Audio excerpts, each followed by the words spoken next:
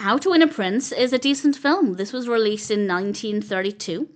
It's directed by Graeme Campbell, written by Haar, with a cast including Anna Hopkins, Ryan Bruce, Ed Pinker, and various others.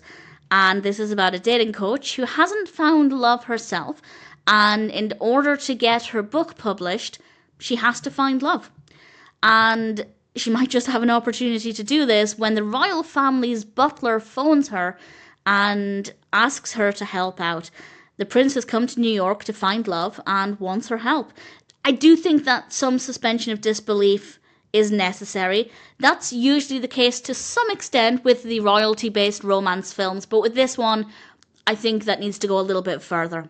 I do think that this one is a little bit harder to buy into as a concept, but if you're willing to suspend that disbelief, then it's a decent story. Good pacing, didn't take too long at all to establish the narrative, which I always really appreciate. And I'd say it's not too predictable either. I had some predictions that came true, some not so much, which always is a pleasant thing.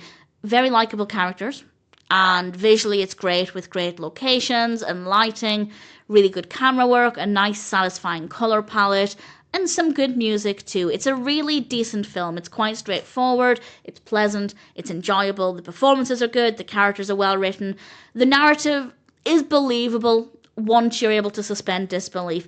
Everything that happens after the narrative is established is believable within the context of the story, but I do think compared with even similar royalty-based films, it is a little bit of a hurdle. But once you're there, once you're over that hurdle, it's a satisfying story. And I don't really have any complaints. Not completely predictable, as I said, which is always a bonus. So in general, if it sounds like a story for you, then I'd say How to Win a Prince might be one that's worth checking out.